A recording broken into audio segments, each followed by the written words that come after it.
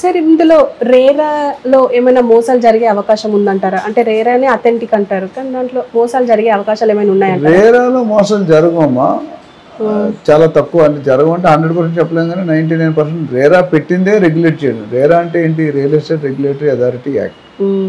అర్థమైందా? ఒక బాడీ, వాళ్ళకి ఫుల్ పవర్స్ ఉన్నాయి. బిల్డర్ని కావాలి తప్పు చేస్తాను ప్రూవ్ అయినా, బయర్ ఏజెంట్ తప్పు చేసిన ప్రూవ్ అయినా పెనాల్టీ 10% దాకా వేస్తారు. అండ్ జైల్లో పెట్టే పవర్స్ కూడా ఉన్నాయి వాళ్ళకి, అంత స్ట్రాంగ్. కాకపోతే అన్ఫార్చునేట్లీ మన హైదరాబాద్లో, తెలంగాణలో రేరా పెద్దగా రానియట్లేదు, అమలుపరచట్లేదు. దానికి 100 రీజన్స్ ఉన్నాయి. అవుట్ ఆఫ్ ది కోర్ట్ మాట్లాడుతాను, మీడియాలో అవసరం. ఇప్పుడు కొత్తగా ఒక ఐఏఎస్ ఆఫీసర్ని అపాయింట్ చేశారు, మంచిగా అవ్వాలి. రేరాలో ఇప్పుడు దాదాపు 800-900 ప్రాజెక్టులు మాత్రమే రిజిస్టర్ అయినాయి. దేర్ ఆర్ వేల ప్రాజెక్ట్స్ ఉన్నాయి. అసలు రేరా అంటే ఏంటి? Real estate regulatory authority. ఏం చేస్తారు? ముగ్గురికి ఉపయోగం. అంటే ఇంతవరకు ఎలా మోసపోయారంటే బిల్డర్స్ ఒక్కసారి పర్మిషన్ తీసుకున్నారు. ఒకప్పుడు పర్మిషన్ తీసుకొని ఇలా తీసుకొని ఇలా కడతామని చెప్తాం, పైకి వెళ్ళాక ఇలా పెంచుతాం. అంటే ఇల్లీగల్. మరి ఎవరు చెక్ చేసేవారు కాదు.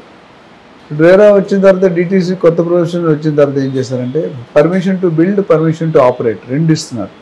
ఫస్ట్ ఏమంటే నువ్వేం చెప్తావు, నువ్వేం కడతావు పేపర్ మీద రాసి స్టాంప్ వేస్తారు. అంటే మార్టగేజ్ అనే క్లాస్ పెట్టారు. మీరు కరెక్ట్ కట్టకపోతే మార్టగేజ్ రిలీజ్ చేయడు. మార్టగేజ్ ఉంటే అమ్ముకోలేదు మరి.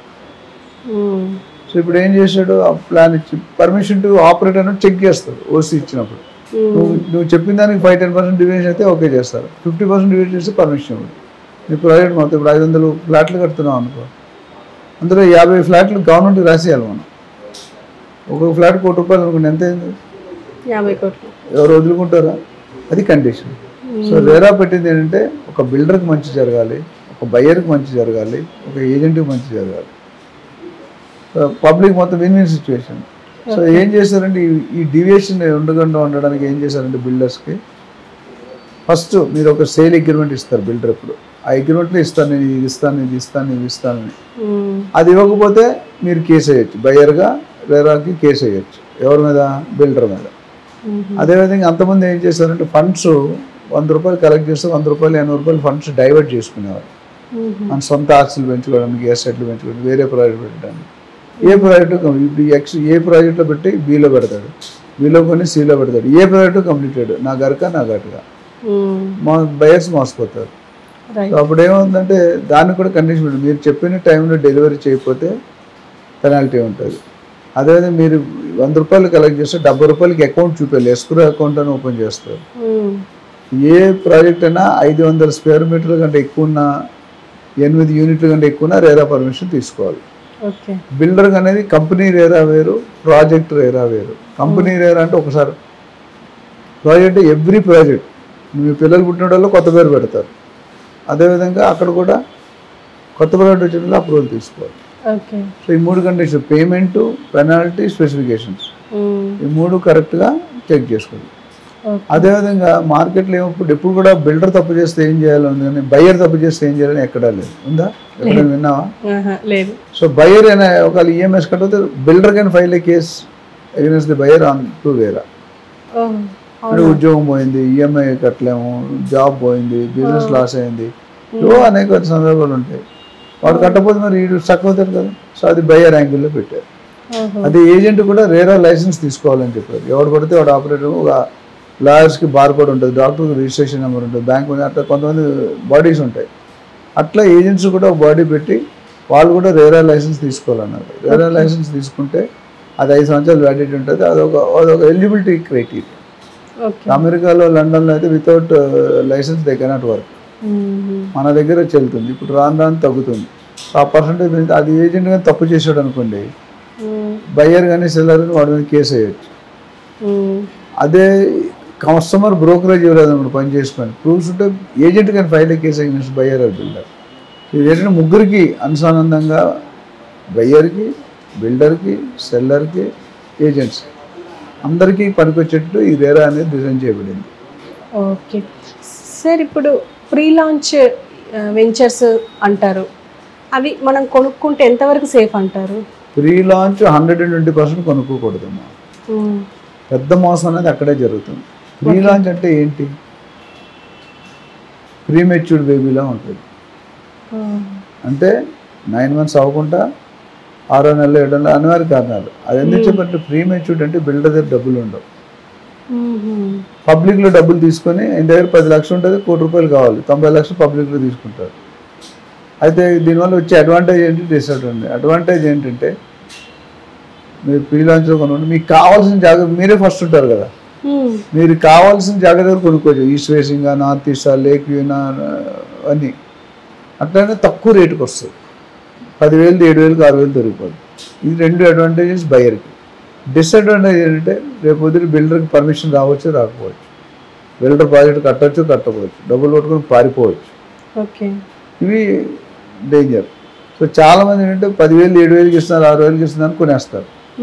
90% తీసేసుకుంటారు. ఆ తర్వాత వాడు ఉంటాడో లేదు మీకు తెలియదు, నాకు తెలియదు. ఇప్పుడు ఎవరు మోసపోతున్నారు, కక్కుర్తి పట్టి అంటే మన గ్రీడీనెస్ పెరిగితే. నేను ఇచ్చే సలహా అంటే ప్రీ లాంచెస్ కొనుక్కోకూడదు. ఒకళ్ళు కొనుక్కోవాలంటే అట్లీస్ట్ కొద్ది plan, RERA plan, RERA plan, HMD లేదా డిసి ప్లాన్ లేకుండా అమ్మకూడదు బిల్డర్. ఇది పబ్లిసిటీ లేకుండా క్లోజ్ సర్క్యూట్, నీకు తెలిసిన అక్క, చెల్లి, తమ్ముడు వాళ్ళకి అమ్మేస్తారు. సో దానివల్ల మీరు ఇబ్బంది పడతారు. Pre launch is always dangerous. నేను చెప్తాను, wife is a double edge knife అని. ఎందుకంటే ప్రీ లాంచ్లోనే మీరు మీ అంతలు మీరే తవ్వుకొని గోతులు పడుతున్నారు అని చెప్పాడు అనుకో, మీరు చెక్ చేసుకోవాల్సిన బాధ్యత ఉంది కదా. ల్యాండ్ అయిన పేరు లేదు, పర్మిషన్ లేదు. హైదరాబాద్లో 80% ల్యాండ్ లిటిగేటెడ్ ల్యాండ్స్. ఏం చేస్తారు మీరు? ఇన్ని లోపాల నుండి కొనుక్కుంటే ఎవరు మోసం, మీరే తెలిసి గోతులు పడుతున్నారు కదా. It's better not to go. There are so many hundreds of projects ఉన్నాయి కదా. ఎందుకు ప్రీ లాంచ్ 2,000 కోసం మనసు పీస్ ఆఫ్ మైండ్ ఉండదు, డిప్రెషన్లోకి వెళ్తారు, డిమోటివేషన్లోకి వెళ్ళిపోతారు. లైఫ్లో ఎవరితో మాట్లాడడం, ఫ్రస్ట్రేషన్, కొట్టడం, తిట్టడం ఇవే జరుగుతాయి. So it's better not to buy in pre launch. Okay, అంటే దీనికి మీరు ఇచ్చే టిప్స్ ఏమైనా ఉన్నాయంటారా? టిప్స్ అంటే ఫస్ట్ ప్రీ లాంచ్ కొనకూడదు. కొనాలనుకుంటే బిల్డర్ గురించి బ్యాక్గ్రౌండ్ చెక్ చేసుకోవాలి, ఒక ప్రొఫెషనల్ ఏజెంట్ అపాయింట్ చేసుకోవాలి, అందులో అవగాహన ఉన్న వ్యక్తితో మీరు కొనిపించడం కొంతవరకు మెరుగు. మొత్తం ఆపలేడు, కొంతవరకు. ఇప్పుడు నాలాగా మా రియల్ టాక్ కంపెనీలో 4-5 డివిజన్స్ ఉన్నాయి. ట్రైనింగ్ చేస్తాం, మెంటరింగ్ చేస్తాం, బెస్ట్ ఇన్వెస్ట్మెంట్ అడ్వైజ్ ఇస్తాం, ప్రాజెక్ట్ మార్కెటింగ్ చేస్తాం, డిజిటల్ మార్కెటింగ్ చేస్తాం, ఇవన్నీ ఉన్నాయి. సో మా దగ్గరకు వచ్చే వాళ్ళకి చెప్తాం, ఈ ప్రాజెక్ట్లో ఎందుకు పెట్టచ్చు, ఎంతకాలంలో రెట్టింపు అవుతుంది, ఎందుకు పెట్టకూడదు, రీజన్స్ ఏంటి అని క్లియర్గా ఎక్స్ప్లెయిన్. నా దగ్గర ట్రైన్ అయిన ఏజెంట్స్ అదే నేర్పుతాం. Basically be honest, be transparent, integrity ఉండాలి, కాన్ఫిడెన్స్ ఉండాలి, పర్మిషన్ లేని ప్రాజెక్ట్స్ అమ్మద్దు. Right sir. ఇప్పుడు ల్యాండ్ టైటిలింగ్ అని చెప్పేసి మొన్న ఎలక్షన్స్ టైంలో బాగా వైరల్ అయింది. అంటే అసలు what is land titling sir, and దీన్ని ఎందుకు మొత్తం ఏపీ మొత్తం అపోజ్ చేసింది? ఏపీ ల్యాండ్ టైటిలింగ్ తెలంగాణలో ధర్నీ అని పెట్టారు, అలాంటిది ఇంచుమించు. అయితే ఎందుకు అపోజిషన్ వచ్చిందంటే బీజేపీలో సెంట్రల్గా ఉన్న నీతి ఆయోగ్ అని ఒక బాడీ ఉన్నది. ఈ కొన్ని ప్రాసెస్ ప్రొసీజరల్ ఆస్పెక్ట్ తగ్గించి స్పీడప్ చేయాలని దాన్ని కనుక్కున్నారు. ఒక రఫ్ డ్రాఫ్ట్ మోడల్ ఇచ్చారు జగన్మోహన్ రెడ్డి గారికి. ఇది నువ్వు టెస్ట్ చేసుకొని నీ స్టేట్కి అనుకూలంగా నువ్వు దాన్ని మ్యానిపులేట్ అంటే మార్చుకొని అమలుపరచు అని. వీళ్ళు ఏం చేశారంటే వన్ సైడెడ్గా చేసినట్టు అనిపిస్తుంది. నాకు క్లారిటీ లేదు, బట్ నాకు తెలిసిన ఒపీనియన్ మీకు చెప్తాను. ఏంటంటే ఏపీ ల్యాండ్ టైటిలింగ్ యాక్ట్ అంటే ఏంటంటే, ఇప్పుడు మనం ఏపీలో ఏదైనా ప్రాపర్టీ మీరు అమ్ముతున్నారు, నేను కొనుక్కోవాలనుకుంటే 30 రికార్డులు చెక్ చేయాలి. Tahsildar, collector office, joint collector, secretary, అక్కడ ఆర్డీఓ, వీడిఓ ఇవన్నీ ఉన్నాయి. Lot of price consuming, time consuming. So దాన్ని మెరుగైన సులువుగా చేయడానికి జగన్మోహన్ రెడ్డి గారు ఏమన్నారంటే, మేము డ్రోన్ సర్వే, డిజిటల్ సర్వే చేసి ఇప్పుడు 1950-60లో డాక్యుమెంట్ రాసి సరిగ్గా ఇంకు పడి చిరిగిపోయి ఏం అర్థం కాదు, హ్యాండ్ రైటింగ్, మాన్యువల్ ఇవన్నీ అర్థం కాదు. నీ రైటింగ్ నాకు అర్థం కాకపోవచ్చు, నా రైటింగ్ మీకు అర్థం కావచ్చు, చాలా ఇబ్బందులు ఉన్నాయని దీన్ని మార్చి ఈ 30 డాక్యుమెంట్స్ బదులు 1 డాక్యుమెంట్ ఇస్తాం అని ఇంటెన్షన్ మంచిగా ఉంది. కానీ అక్కడ ఏమైందంటే ఏపీలో 17,000 గ్రామాలు ఉన్నాయి, 553 కోట్లు ఉన్నాయి. అలాంటి దాన్ని ల్యాండ్ టైటిలింగ్ ఆఫీసర్ అని ఒక వ్యక్తిని, ల్యాండ్ టైటిలింగ్ అఫిలియేట్ ఆఫీసర్ని ఒకటిని, ఇద్దరిని అపాయింట్ చేసి సబ్జెక్ట్ ముగించారు. అంటే ఏమవుతుందంటే వీళ్ళిద్దరిని ఏ అర్హత, ఏ క్వాలిఫికేషన్ లేకుండా అపాయింట్ చేసుకుంటే మా చుట్టాలని పెట్టుకోవచ్చు. మా చుట్టాలు పెడితే నువ్వు కస్టమర్కి ఫేవర్ చేస్తాడు, గవర్నమెంట్ ఫేవర్ చేస్తాడు, క్లారిటీ ఉంది. అది ఒకటి అడిగారు. ప్లస్ మీ ప్రాపర్టీని ఎక్స్ పర్సన్ కబ్జా చేశాడు అనుకోండి, మీకు ఇన్ఫర్మేషన్ కూడా ఇవ్వడు కబ్జా చేసినట్టు. అప్పుడు ఏమవుతుంది, మీరు తెలీదు. ఒకవేళ తెలిసిన కింద సివిల్ కోర్ట్స్ వేసుకోవాలి, డైరెక్ట్ హైకోర్టుకి వేసుకోవాలి. ఎంతమంది రైతులు డబ్బులు ఉన్నాయి, నాలెడ్జ్ ఉంది, ల్యాండ్ అప్లికేషన్ కెపాసిటీ ఉంది, అదొక డిఫాల్ట్. మూడోది ఇంకోటి ఏం చేశారంటే, ఈ ఎల్టీఓ అనేది ల్యాండ్ టైటిలింగ్ ఆఫీసర్ అనేవాడు సోల్ అథారిటీ. ఆయన నచ్చితే 2 రిజిస్టర్ పెట్టారు, సెటిల్డ్, డిస్ప్యూటెడ్. సెటిల్డ్ అంటే అన్నీ కరెక్ట్గా ఉన్నాయి. ఒక డాక్యుమెంట్ ఇచ్చి ఆ డాక్యుమెంట్ గవర్నమెంట్ ఇస్తే రేపొద్దున ఆ డాక్యుమెంట్ ఇచ్చాక మీ ప్రాపర్టీ ఎవరైనా కబ్జా చేస్తే గవర్నమెంట్ ఇన్సూరెన్స్ పెట్టి మొత్తం మీకు కాంపన్సేట్ చేస్తారు. అది ఆయన అనుకున్న ఇంటెన్షన్. ఇప్పుడు లీగల్గా జరిగిందంటే 100కి 99 డాక్యుమెంట్ డిస్ప్యూటెడ్లో పడేస్తారు. ఇండైరెక్ట్లీ భూ కబ్జా. అంటే మీ ల్యాండ్ మీకు మీ తాతల నుండి కొన్ని డాక్యుమెంట్ మిస్ అయి ఉంటుంది, నీకు చెందదు హారిక అని చెప్తారు. అదొక అబ్జెక్షన్. తర్వాత సేల్ డీడ్ మీద జగన్మోహన్ రెడ్డి గారు ఫోటో పెట్టుకున్నారు. గవర్నమెంట్ ఇవ్వలేదు కదా, నా టైటిల్ మీద నీ టైటిల్ మీద జగన్మోహన్ రెడ్డి గారు ఫోటో, నీ ఫోటో ఉంటే అర్థం, లేదు మీ హస్బెండ్ ఫోటో ఉంటే అర్థం, మీ ఫాదర్ ఎవరైతే వాళ్ళు ఆయన ఫోటో, అదొక అబ్జెక్షన్.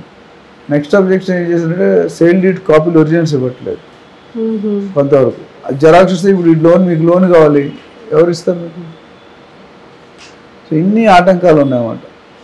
దీనివల్ల చంద్రబాబు నాయుడు గారు ఏమంటే, నేను సీఎం అయితే 2వ సంతకం ఏపీ ల్యాండ్ టైటిలింగ్ యాక్ట్ రద్దు చేస్తుంది. ఎందుకంటే ల్యాండ్లు ఖాళీగా ఉన్నాయి, డిస్ప్యూట్ ఉంది, నీకు కబ్జా చేయడం ఈజీ. మీకు అర్థమైందా? మీరు డాక్యుమెంట్స్ లేవు, మీ వాంటెడ్లీ మీకు మీ ల్యాండ్ డిస్ప్యూటెడ్లో పడేస్తారు. 100 ఎకరాలు ఉంది మీ తాతగారికి, మీ తాతగారు మీ నాన్నగారు సరిగ్గా పాస్ చేయలేదు, రికార్డు లేదంటారు, మ్యూటేషన్ లేదంటారు. ఆ 100 ఎకరాలు పెడితే ఏ మినిస్టర్ ఎవరో, మీరు ఇండివిజువల్గా ఏం చేయలేరు కదా, అది దాని ఇంపాక్ట్. అందుకని దాని అంత సీరియస్ రివెంజ్ వచ్చింది. దీనివల్ల చంద్రబాబు నాయుడు ఏమంటే, నన్ను సీఎం అయితే ప్లస్ మీ పర్సనల్ ఆస్తులు ఎవరు చెప్పుకోవడానికి ఇష్టపడరు. దేర్ ఆర్ 101 రీజన్స్ ఇది. సో ఏపీ ల్యాండ్ టైటిల్ మొత్తానికి డిస్టర్బ్ అయింది. అది ఇంటెన్షన్ పాజిటివే, బట్ ప్రొసీజర్ కరెక్ట్ లేదు. అది ఏం చేసి ఉండాలంటే పబ్లిక్ ఒపీనియన్ తీసుకోవాలి, రీసెర్చ్ చేయాలి, ఎంతమంది యాక్సెప్ట్ చేస్తారు. కేసీఆర్ గారు పడిపోవడానికి కూడా దాన్ని ఒక కారణం, ఫామ్ హౌస్ పరిమితమైన ఒక కారణం అయితే దాన్ని వాళ్ళు కూడా పడిపోయారు. చాలా ఉన్నాయి, 111 జీవో ఎత్తేస్తున్నాడు, అదే చాలా రీజన్స్ ఉన్నాయి. సో అట్లా ఏపీ కూడా ఇది జగన్ గారి ఎలక్షన్ కూడా ఇది ఒక main reason, one of the main reason.